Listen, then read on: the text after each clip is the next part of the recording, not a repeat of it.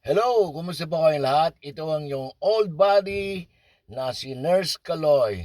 Meron po akong isang reaction video tungkol dito sa napanood ko kay Senator Raffy Tulfo sa kanyang programang RTIA.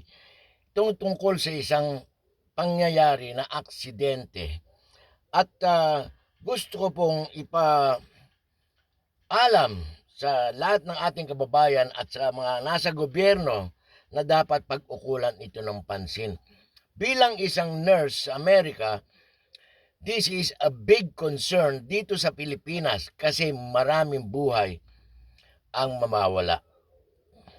Panoorin po natin ang video na nangyari sa programa ni Senator Raffy Tulfo. Ito po.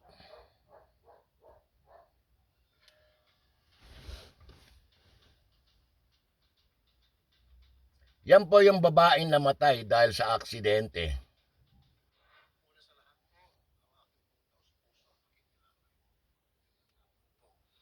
Nay, tama ho yung pagkakwento sa akin na aksidente nga, nasagasaan, and then dinala sa presinto, nakasagasa, at doon po sa presinto pinag-areglo sila ng pulis. Kaya napapirma po. Sinong pumirma na hindi na magkakaso? Ako po, sa barangay kami nagpagawa ng kasunduan, pero nandun yung polis na sasagutin nila ang lahat ng gastusan ng hospital. Pag hindi nila sagutin lahat ng gastusin ng hospital, ituloy ko ang kaso. Walang nangyari. Iniwan kami sa ere. Nagtatago na po ngayon ng kasagasa.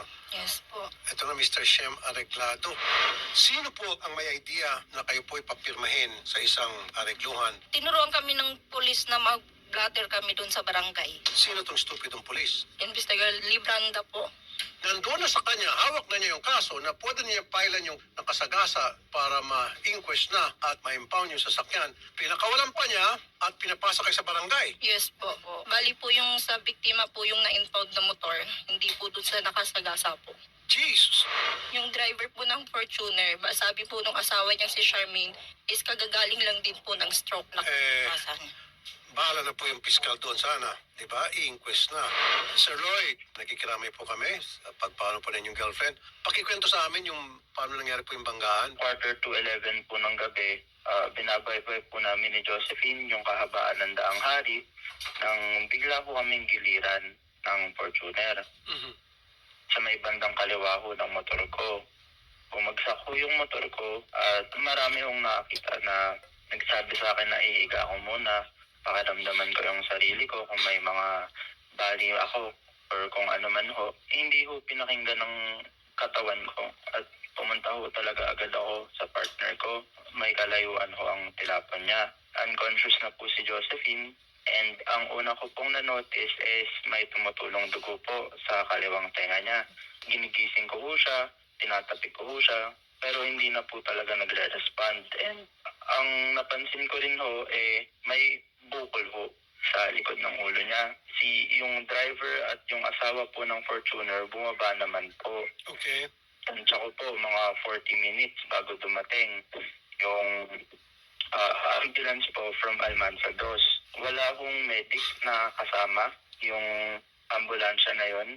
And kami pa ho, or tumulong pa ho ako sa pagbubuhat sa partner ko sa stretcher. Ngayon ho, na isakay na ho, diniretso po kami sa Alabang Medical Center. Pagdating ho namin, napansin din ho ng mga nurse sa emergency na may dugo nga ho sa tenga yung partner ko. And tumanggi ho sila gawa ng wala raw silang CT scan for it. Buhay pa po yung inyong partner at that time.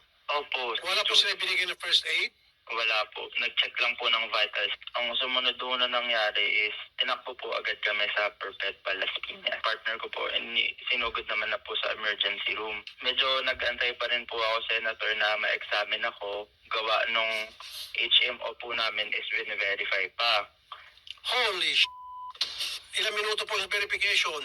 Mga 2 hours. Kung mabilis yung pag-agap ng mga otoridad natin kasama. Puputulin ko po kayo dyan sa parting yan. Kasi tulad ng sabi ko, bilang isang nurse sa Amerika, na-experience ko na ko yung mga ganyang situation. Nagtrabaho rin ako sa emergency room at nasa medic din ako sa ambulance at saka sa helicopter. Ngayon po, sa mga ganyang situation, narinig nyo naman, yung pasyente dinampot o isinakay sa ambulance na walang medic. Ibig sabihin po, driver lang ang nandun. Walang gamit. Walang mga gasa, walang IV, walang oxygen. Tumulong pa nga raw yung lalaki sa pagbuhat ng pasyente sa ambulance. Ganito po kasi yan. Sorry po. Sa isang ambulance, they should be equipped with all those first aid na gamit tulad ng IV. Papaliwanag ko po. Sa kaso ng pasyente, nabagok ang kanyang ulo, lumalabas o dumadaloy yung dugo mula sa kanyang ulo at lumalabas sa tenga. Dapat po yan, dapat nalalagyan ng neck collar, apply ng pressure yung kung saan naggagaling yung dugo at lalagyan kagad ng swero. Bakit po? Kasi pag tuloy-tuloy ang agos ng dugo labas sa katawan ng tao, magkakaroon po ng tinatawag ng hypovolemic shock na pwedeng ikamatay agad ng pasyente.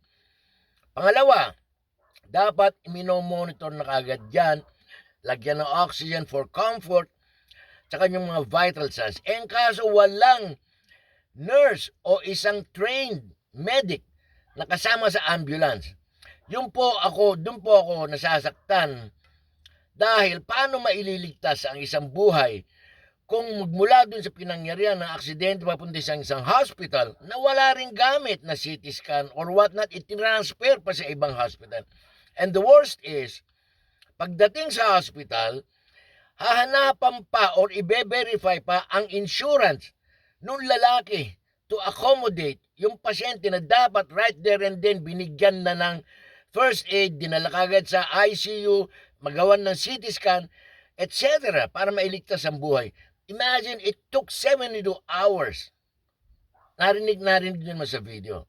Ngayon, Senator Tulfo, ang aking hinihiling, kung ang gobyerno ay pinopondohan ang ibang bagay-bagay, 1 billion a day tulad ng flood control system na wala naman nangyari, bilang isang nurse, health conscious po tayo, dapat ang mga kababayan natin ay matugunan ang kanilang pangangailangan.